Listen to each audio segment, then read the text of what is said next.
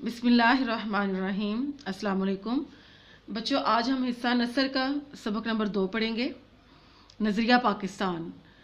नज़रिया पाकिस्तान सबक पढ़ने से पहले हम इसके मुसन्निफ़ का तारुफ पढ़ेंगे। नज़रिया पाकिस्तान के मुसन्निफ़ हैं डॉक्टर गुलाम मुस्तफ़ा ख़ान।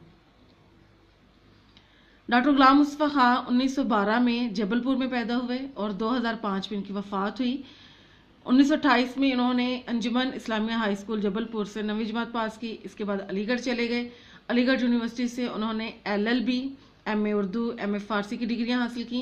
1947 में PhD उर्दू किया। नागपुर यूनिवर्सिटी से 1959 में D.Litt की एजाज़ी डिग्री हासिल की। अमली ज़िंदगी का आगाज़ किंग एडवर्ड कॉलेज अमरूती से बतौर लेक्चरार किया। पाकिस्तान बनने के बाद उर्दू कॉलेज कराची से वाबस्ता हुए। सिंध यूनिवर्सिटी में सदर शोबा उर्दू के तौर पर खिदमात अंजाम दी। उन्हें सितारा इम्तियाज़, नकोश एवार्ड, इकबाल अवार्ड, निशान स्पास मिला। स्पास का मानी होता है शुक्रगुजारी करना, तारीफ करना। लिहाजा उनकी शुक्रगुजारी और तारीफ के एजाज़ के तौर पर उन्हें निशान स्पास मिला था। उन्होंने मजहब, पाकिस्तानियात, अदब, तसव्वुफ और अखलाक जैसे मौज़ूआत पर लिखा। उनकी तहरीरें ज़्यादातर मुअर्रब व मुफर्रस होती हैं। मुअर्रब यानी वो लफ्ज़ जो अरबी ज़ुबान का ना हो, किसी और ज़ुबान का लफ्ज़ हो, लेकिन उसको बतौर अरबी ज़ुबान के लफ्ज़ के इस्तेमाल किया जाए, उसे मुअर्रब कहते हैं। और मुफर्रस ऐसे लफ्ज़ को कहते हैं जो फ़ारसी ज़ुबान का ना हो बल्कि किसी और ज़ुबान का लफ्ज़ हो, लेकिन उसको फ़ारसी में इस्तेमाल किया जाए, उसे मुफर्रस कहते हैं। यानी मुअर्रब व मुफर्रस। आम कारियन के लिए लिखे गए मज़ामीन। कारियन कारी की जमा है, यानी पढ़ने वाला। आम कारियन यानी आम पढ़ने वालों के लिए उन्होंने जो मज़ामीन लिखे उनकी ज़ुबान सादा, सलीस का मतलब होता है आसान और आम फहम है।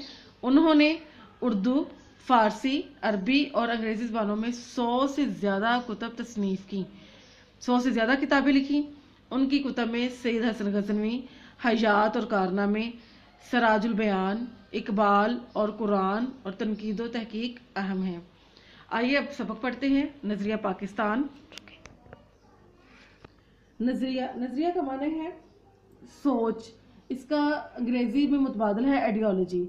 नज़रिया का माना सोच यानी वो काम या वो मसला जिसमें इंतहाई गौर व फिक्र से काम लिया जाए, उसे नज़रिया कहते हैं। पाकिस्तान के पीछे भी बनने के पीछे भी एक सोच कारफरमा थी, एक नज़रिया था। और वो नज़रिया क्या था? नज़रिया इस्लाम कि अपनी ज़िंदगियों को इस्लाम के मुताबिक गुजारने के लिए हमें पाकिस्तान की ज़रूरत थी। पाकिस्तान को बनाने के लिए इस्लामी असूल जो थे वो हमारी सोच में कारफरमा थे। इसे नज़रिया पाकिस्तान कहा जाता है। मुसलमानों ने हमेशा रवादारी को अपना शेवा बनाया। रवादारी का माना है तहम्मुल, बर्दाश्त, शेवा, तरीका। लेकिन जब कुफ्र व इल्हाद गलबा हासिल करना चाहता है, कुफ्र यानी शिरक, इल्हाद दीन से फिर जाना, दीन इस्लाम से फिर जाना, उसको इल्हाद बोलते हैं। जब कुफ्र व इल्हाद गलबा हासिल करना चाहता है तो मुसलमान इसके मुकाबले के लिए डट कर खड़ा हो जाता है। डट कर खड़ा होना यानी मुकाबला करना। बादशाह अकबर की बेजा रवादारी, नाजायज बर्दाश्त करना, बहुत ज्यादा बर्दाश्त करना। और मुल्की सियासत में हिंदुओं के अमल दखल मुदाखलत की वजह से मुल्क में काफराना तौर तरीके इस कदर राइज हो गए थे, जारी हो गए थे। मुसलमानों की आज़ादी खुद उनके दीनी मामलत में भी ख़त्म हो गई थी। यानी मुसलमान बिल्कुल अपने दीनी मामलत में भी बेबस हो चुके थे। चुनाचे अकबर के आखिरी दौर में इस्लाम की सरबुलंदी के लिए हज़रत मुजद्दद अलिफ सानी खड़े हुए। हज़रत मुजद्दद अलिफ सानी एक मशहूर बुजुर्ग थे जिनका जो सिलसिला नक्शबंदिया की अहम शख्सियत है। एक बहुत बड़े दीनी आलम थे। उन्होंने इस्लाम की सरबुलंदी के लिए कोशिशें की। आपने जहांगीर के ज़माने में महज दीन की खातिर कैदोबंद की सख्तियाँ झेली। जहांगीर के ज़माने में बादशाह अकबर का बेटा जहांगीर, اس کے زمانے میں قید و بند کی سختیاں جھیلی. قید و بند ان کو قید کیا گیا، جھیلی، برداشت کی اور اسلامی قدروں کو نئے سرے سے فروغ دیا. اسلامی قدروں یعنی اسلامی آداب کو نئے سرے سے فروغ دیا. فروغ دینا، ترقی دینا. ان کے اثر سے شاہ جہاں اور اس کے بعد اس کا بیٹا اورنگزیب دین کا خادم بنا. خادم، خدمت کرنے والا. لیکن اورنگزیب کے بعد ہی اس کے بیٹوں کے باہمی نفاق یعنی آپس میں نا اتفاقی اور کمزوری کی وجہ سے مغلیہ سلطنت کا زوال یعنی پستی شروع ہو گئی. مرہٹوں اور ہندوؤں کے کئی گروہوں نے سر اٹھا لیا، یعنی بغاوت پر اتر آئے. سر اٹھانا، بغاوت کرنا. انگریزوں نے اپنے قدم جمائے، یعنی اپنے قدم مضبوط کیے اور ملک میں انتشار پھیل گیا. انتشار، افراتفری. لیکن ایسے گزرے حالات میں بھی قوم کو فروغ دینے، ترقی دینے کے لیے اور اسلام کو سربلند کرنے کے لیے کوششیں جاری رہیں. چنانچہ میسور کے سلطان حیدر علی اور اس کے بیٹے سلطان ٹیپو نے نہ صرف ہندوؤں اور انگریزوں کا مقابلہ کیا. ٹیپو سلطان کے بارے میں آپ جانتے ہیں، جن کا مشہور مقولہ ہے کہ شیر کی ایک دن کی زندگی گیدڑ کی 100 سالہ زندگی سے بہتر ہے. ایک بہادر سلطان حکمران گزرے ہیں سلطنت میسور کے. انہوں نے نہ صرف ہندوؤں اور انگریزوں کا مقابلہ کیا بلکہ افغانستان، ترکی اور پھر فرانس کو بھی اپنے ساتھ شامل کرنے کی کوشش کی، لیکن ملک کے دوسرے سرداروں نے ساتھ نہیں دیا اور انہیں کامیابی حاصل نہ ہو سکی. اسی زمانے میں شاہ ولی اللہ دہلوی. شاہ ولی اللہ بھی ایک بہت بڑے عالم دین تھے، محدث تھے. ان کے صاحبزادوں نے اور ان کے بیٹوں نے مسلمانوں کی اخلاقی اور معاشرتی برائیوں کو دور کرنے کی تحریک شروع کی. پھر ان کے پوتے شاہ اسماعیل شہید نے اپنے مرشد سید احمد بریلوی کے ساتھ اسلامی اصولوں کو دوبارہ رائج کرنے کی اور ملک کو غلامی سے آزاد کرانے کی کوشش کی.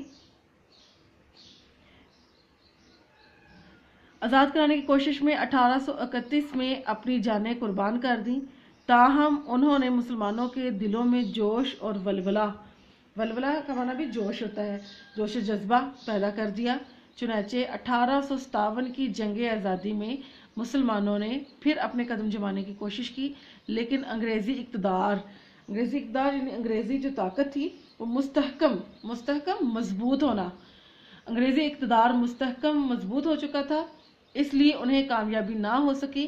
اس زمانے میں سر سید نے مجبوراً انگریزوں سے مفاہمت ہوتا ہے صلح کرنا، مجبوراً انگریزوں سے مفاہمت یعنی صلح کر لی. مفاہمت کو غنیمت جاننا، کافی جاننا اور مسلمان قوم کی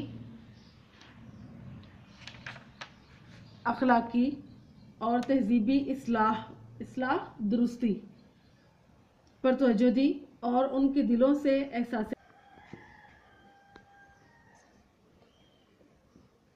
احساس کمتری کو دور کرنے کی کوشش کی. احساس کمتری یعنی اپنے آپ کو کمتر سمجھنا.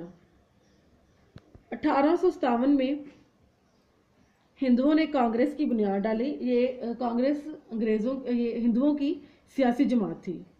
ہندوؤں نے جو جماعت قائم کی اس کا نام کانگریس رکھا اور ظاہر یہ کیا کہ وہ ملک کی تمام قوموں کو ان کے حقوق دلوائیں گے، لیکن بعد میں پتہ چلا کہ وہ صرف اپنے حقوق کا تحفظ چاہتے ہیں. انہوں نے مسلمانوں کو ان کے کاروبار سے محروم کرنے کی کوشش کی اور وہ سرکاری ملازمتوں پر بھی قابض ہو گئے. مسلمانوں کے لیے سرکاری ملازمتوں کے دروازے بند ہو چکے تھے. نیز انہوں نے مسلمانوں کی مشترکہ زبان اردو کے مقابلے میں ہندی کو قائم کر دیا.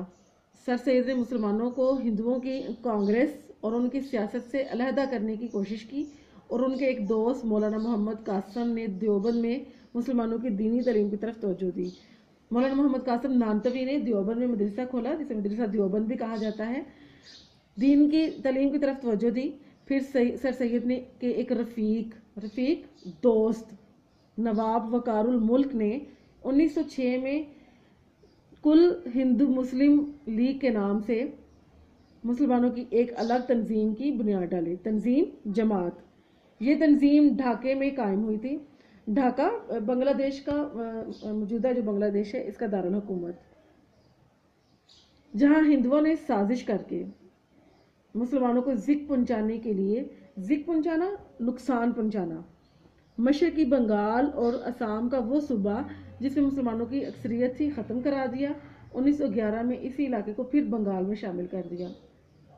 بنگال چونکہ بہت بڑا صوبہ تھا جس میں مسلمانوں کی اکثریت تھی، لیکن مسلمانوں کو کسی قسم کا کوئی فائدہ نہیں ہو رہا تھا۔ 1905 میں مسلمانوں نے اس کو ایک الگ صوبہ جو ہے وہ کروایا انگریزوں سے، لیکن ہندوؤں کو یہ منظور نہیں تھا اور مسلمانوں کا فائدہ نہیں چاہتے تھے، لہٰذا انہوں نے 1911 میں پھر دوبارہ اس کو ایک ہی صوبہ بنا دیا، ان کی جو تھی تقسیم اس کو ختم کرا دیا۔ اس کو منسوخ بنگال بھی کہا جاتا ہے یا تنسیخ بنگال بھی کہا جاتا ہے۔ اسی زمانے میں پہلی جنگ عظیم چھڑ گئی، پہلی جنگ عظیم یعنی عالمی جنگ، جو 1914 میں شروع ہوئی تھی اور 1919 میں ختم ہوئی تھی، جس میں انگریز کا مقابلہ جرمنی سے ہوا۔ انگریز یعنی برطانیہ کا مقابلہ جرمنی سے تھا اور ترکی نے جرمنی کا ساتھ دیا تھا۔ ہندوستان کے مسلمان چونکہ ترکی کے سلطان کو حجاز کی خدمت کرنے کی وجہ سے خلیفہ اسلام سمجھتے تھے، حجاز یعنی عرب کی خدمت کرنے کی وجہ سے خلیفہ اسلام سمجھتے تھے۔ چونکہ ترکی میں اس وقت خلافت تھی اور مسلمان سمجھتے تھے کہ یہ پورے عالم اسلام کے خلیفہ ہیں، لہٰذا اس وجہ سے مسلمانوں کی ہمدردیاں ترکی کے ساتھ تھیں۔ ترکی چونکہ مسلمان ملک ہے، اس لیے مسلمان جو ہے وہ ترکی کی حمایت میں تھے، اس لیے انہوں نے مالی یعنی پیسے کے طور پر اور طبی امداد یعنی علاج معالجے والی جو امداد ہے وہ باہم پہنچائی، جس کی وجہ سے حکومت برطانیہ کو مسلمانوں سے اناد پیدا ہو گیا۔ اناد یعنی دشمنی، لیکن انہوں نے یہاں مسلمانوں سے وعدہ کیا کہ اگر ہم اس جنگ میں فتح حاصل ہوگی تو ہم کسی طرح بھی ترکی کو مزید نقصان نہیں پہنچائیں گے۔ یہ وعدہ محض فریب تھا، فریب دھوکہ تھا۔ چنانچہ جب انگریزوں کو فتح حاصل ہوئی تو وہ اپنے وعدے سے پھر گئے یعنی مکر گئے، اور انہوں نے ترکی کی وسیع سلطنت کے ٹکڑے ٹکڑے کر دیے، یعنی خلافت عثمانیہ کے ٹکڑے ٹکڑے کر دیے۔ آج ہم اتنا ہی پڑھیں گے۔ اب آپ اپنی کتاب شرح سرمایہ کا صفحہ نمبر 490 کھولیں۔